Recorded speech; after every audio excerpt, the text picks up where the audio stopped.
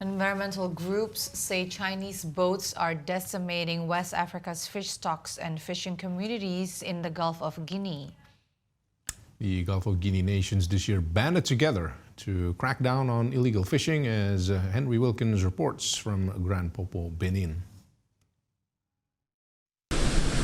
Fishing communities on the Gulf of Guinea are suffering. South African think tank Institute for Security Studies says they could be losing more than $2 billion each year to illegal fishing, mainly from Chinese-owned boats. Beninese fisherman Geoffroy Gebdevi says it's getting harder to feed his daughter and pregnant wife. At the moment, we are suffering a lot. The number of fish that we manage to catch now is much lower than what we used to. Nothing is going the way it used to. Yaya Toshu Koma Benoit is a community leader in Grand Popo, a small fishing town in Benin close to the border with Togo.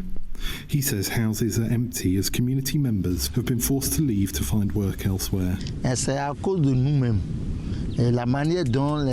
The techniques some people use in the open sea catch fish that haven't fully developed. That's why there are no more fish. If we can ban this practice, that's good.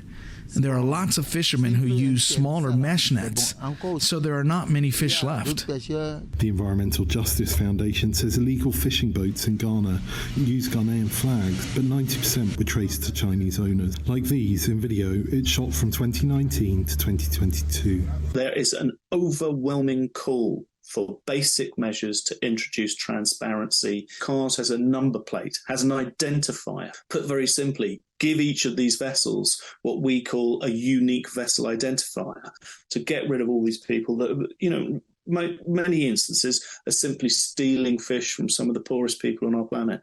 China has repeatedly denied any wrongdoing, with one article in the state-affiliated Global Times newspaper last year rejecting what it called Western media rumours of China's illegal fishing and saying Beijing had tightened oversight of deep-sea fishing boats. Benin, Ghana and Togo in 2022 agreed joint patrols and information sharing with support from the European Fisheries Control Agency, EFCA, through a centre in Accra.